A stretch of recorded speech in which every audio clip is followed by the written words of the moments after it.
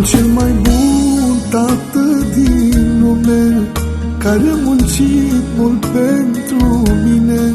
Un simplu om nu se purta luxos să mă crească pe mine așa frumos. Dacă a avut sau n-a avut, imposibilul a făcut. M-a răsfățat, mi-a făcut poftele, merită să-i sărut mâinile.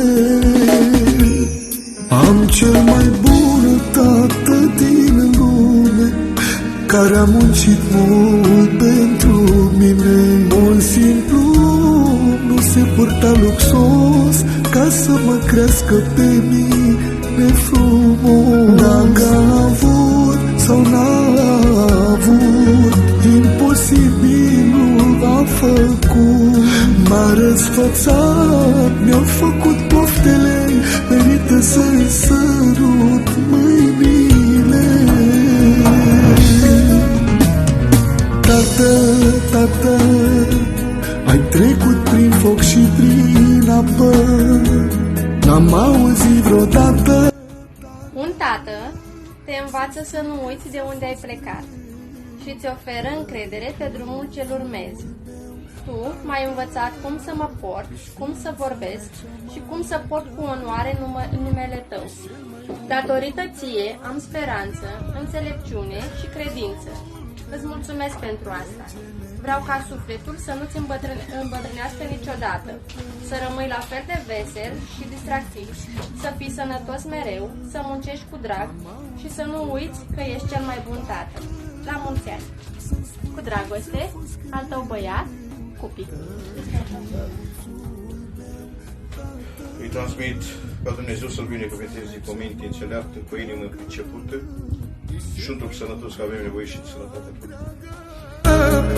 Eroul meu, regele meu,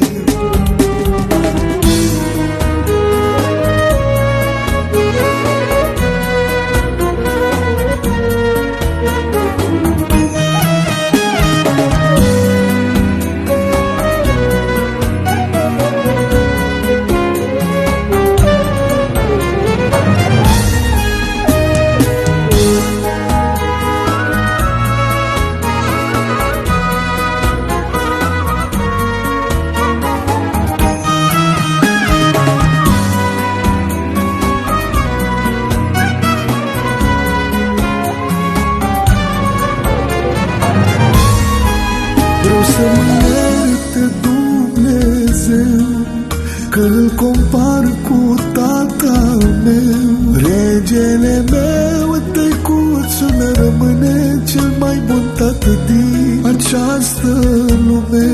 El spune la toată lumea, băiatul meu e cineva. El zi de zi se laudă cu mine, dar și plânge mereu de fericire. Vreau să mă ierte Dumnezeu,